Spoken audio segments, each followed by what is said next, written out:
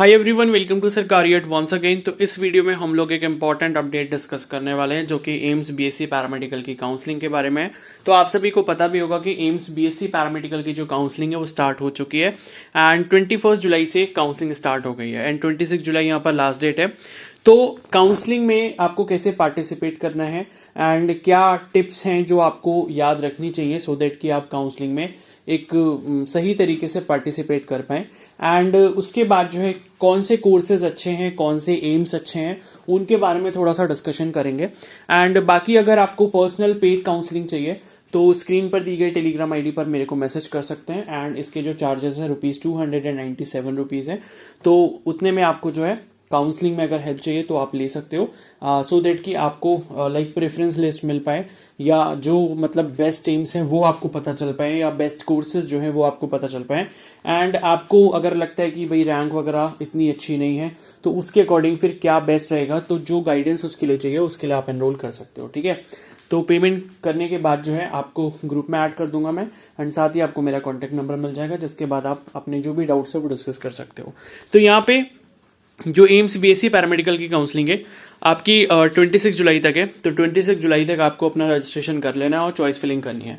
And देखो registration कैसे होगा, आपको ईमेल जो रजिस्ट्रेशन आईडी है और जो पासवर्ड है वो आपको अपनी ईमेल आईडी पर रिसीव हुआ होगा, तो उसको यूज करके आप जो है वहां पर काउंसलिंग में पार्टिसिपेट कर सकते हो। ठीक है, मतलब ये है कि एम्स बीएससी वाले पेज पर आपको जाना है, वहां पर अपना registration ID, RUC code, password, captcha code डाल के जब आप लॉगिन करोगे तब आपको वहां पर काउंसलिंग वाला ऑप्शन मिलेगा। उस पर क्लिक करके फिर वो वाली रजिस्ट्रेशन आईडी, पासवर्ड डालना है जो आपको ईमेल आईडी पर रिसीव हुआ होगा। ठीक है, फिर उसके बाद आपके पास डायरेक्टली चॉइस फिलिंग का ऑप्शन हो जाएगा। अब देखो यहाँ पर मैं आपको बता दूं कि अगर आपका रोल नंबर पीडीएफ में आया था, जो रिजल्ट की पीडीएफ आई थी, तो आप काउंसलिंग के लिए एलिजिबल हैं एंड आपको काउंसलिंग में पार्टिसिपेट जरूर करना चाहिए बिकॉज काउंसलिंग में पार्टिसिपेट करना यहाँ पर फ्री ऑफ कॉस्ट है, उसके कोई भी चार्जेस नहीं है।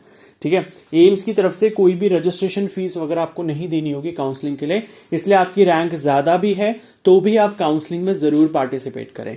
उसके बाद नेक्स्ट जो है इसका जो रिजल्ट है वो आपका 31 जुलाई को आ जाएगा।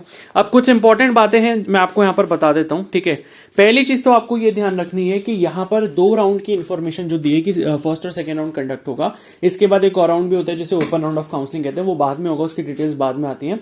तो फर्स्ट राउंड में अगर आप चॉइस फिलिंग कर रहे हो तो चॉइस फिलिंग आपको बहुत ही केयरफुली करनी होगी। वो इसलिए क्योंकि सेकंड राउंड में आप चॉइस फिलिंग के लिए एलिजिबल नहीं होते हो। तो मैं आपको कुछ पॉइंट्स बताता हूं जो आपने याद रखने हैं चॉइस फिलिंग करते टाइम। पहला तो आपको ये पॉइंट याद रखना है कि आपने ऐसा एम्स चूज करना है जिसमें आप एडमिशन लेने के लिए इंटरेस्टेड हो। आपने कोई भी ऐसा एम्स नहीं चूज करना है अपनी चॉइस फिलिंग में जिसमें आप एडमिशन नहीं ले सकते या आपके घर वाले इतना दूर नहीं भेजेंगे। वो इसलिए क्योंकि अगर आपने मान लो कोई ऐसा एम्स डाल दिया जिसमें आप इंटरेस्टेड नहीं थे, जिसका आपको पहले से पता था कि घर वाले मुझे नहीं भेजेंगे, और वो एम्स अगर आपको अलॉट हो जाता है फर्स्ट राउंड में और आप अगर एडमिशन नहीं लेते तो आप सेकंड राउंड की काउंसलिंग से ऑटोमेटिकली बाहर हो जाओगे।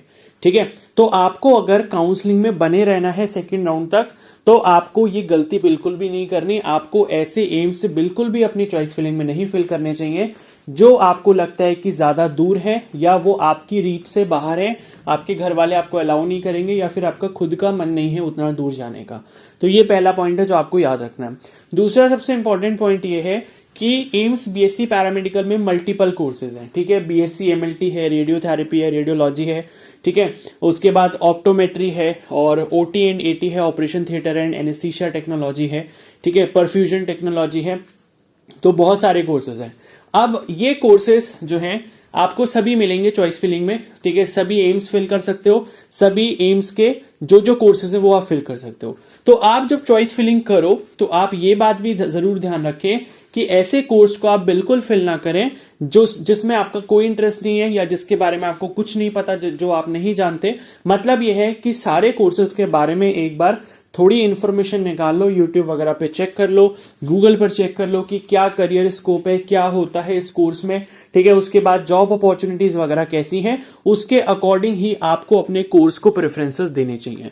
और ऐसे कोर्स आपको बिल्कुल भी चूज नहीं करने हैं जिसमें आपको लगता है कि आपका इंटरेस्ट नहीं है या फिर करियर ऑप्शंस काफी कम है आगे जाके। तो ऐसे कोर्सेज को ना आप चॉइस फिलिंग में फिल करें और ना ही उसमें फिर बाद में जाके आप एडमिशन लें। ठीक है, तो ये 2 बहुत ही इंपॉर्टेंट पॉइंट है जो आपको याद रखना है। अब चॉइस फिलिंग कैसे करनी है? तो चॉइस फिलिंग में आपके सबसे पहले आपको ये ध्यान रखना है कि जो टॉप एम्स हैं वो आपके ऊपर रहने चाहिए, जैसे कि दिल्ली वाला एम्स हो गया, जोधपुर हो गया, ऋषिकेश हो गया, भोपाल हो गया, ठीक है, और पटना हो गया, भुवनेश्वर हो गया और रायपुर हो गया। तो ये टॉप 7 एम्स हैं जिन्हें आप अपने टॉप 7 में रख सकते हो चॉइस फिलिंग में, ठीक है। अब कोर्सेस कौन कौन सी मतलब हैं ऐसे कोर्सेस जिसमें आपको जो है प्रेफरेंस देना चाहिए? तो मेरे हिसाब से देखो, रेडियोलॉजी अच्छा है, ठीक है, रेडियोथेरेपी अच्छा है, एंड ओटी एंड एटी ये भी अच्छा कोर्स है। आगे इसका मुझे काफ़ी अच्छा स्कोप दिखाई देता है।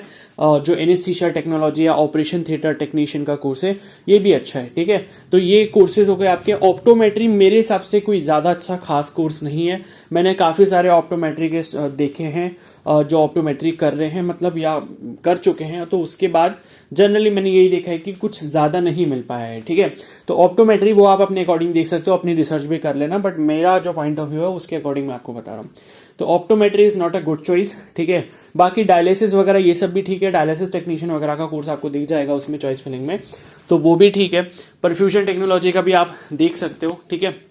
उसके बाद बाकी अदर कोर्सेज भी हैं, जैसे इमरजेंसी मेडिसिन है या फिर कार्डियक उसका है, कार्डियक मतलब टेक्नीशियन का है, तो ये सब भी ठीक ठाक कोर्स है, ठीक है ना। तो बाकी ये है कि जो भी चॉइसेस आप फिल करो प्लीज़ उनकी एक प्रेफरेंस लिस्ट बना लेना कि पहले मुझे रेडियोथेरेपी रखना है या पहले मुझे ओटी एंड एटी वाला कोर्स रखना है, उसके बाद रेडियोलॉजी रखना है। बीएससी एमएलटी उसको आप थोड़ा नीचे ही रखो, बीएससी एमएलटी को बच्चे टॉप पर रखते हैं, बीएससी एमएलटी का अब ज़्यादा स्कोप नहीं रह गया है, ठीक है, क्योंकि हर गली मोहल्ले में इतने सारे पैरामेडिकल कॉलेजेस जो खुले हैं, सबसे पहला जो कोर्स होता है वो उनका बीएमएलटी या बीएससी एमएलटी ही होता है। तो जब इतने सारे बच्चे इस कोर्स को करके निकलेंगे हर साल, तो आप खुद ही समझ सकते हो कि इतनी भीड़ को नौकरी कैसे मिलेगी।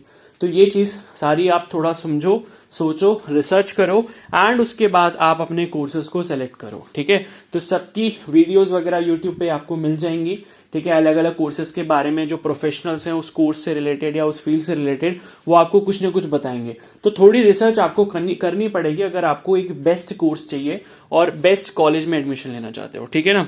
एंड बाकी पर्सनल गाइडेंस किसी को चाहिए तो वो मेरे से ले सकता है, उसके लिए मैंने आपको बता दिया।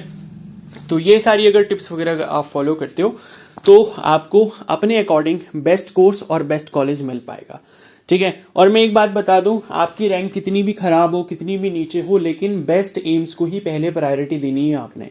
अगर आप ये बात फॉलो करते हो तो आपको अपने अकॉर्डिंग बेस्ट एम्स मिल पाएगा, ठीक है। अब मान लो कि आप पहले नंबर पे कोई बेकार सा एम्स डाल दो या ऐसा एम्स डाल दो जो अभी न्यूली स्टार्ट हुआ है, जैसे मंगलागिरी, बीबी नगर वगैरह, तो फिर ये है कि आपको वही अलॉट हो जाएगा और बाकी सबके चांसेस आपके जीरो हो जाएंगे। तो ये सब चीज़ें थोड़ा सा ध्यान रखना, ठीक है। तो जो जो टिप्स मैंने आपको बताई हैं वो प्लीज़ फॉलो कर लेना, तो ज़्यादा अच्छा रहेगा, आपको बेनिफिट रहेगा। बाकी अब इस वीडियो को यहीं पर एंड करते हैं, तब तक आप चैनल को सब्सक्राइब कर लो एंड बेल आइकन को प्रेस कर लो, सो दैट कि जो भी आगे के फर्दर अपडेट्स हैं वो आपको मिलते रहे। Okay, so thank you and have a nice day.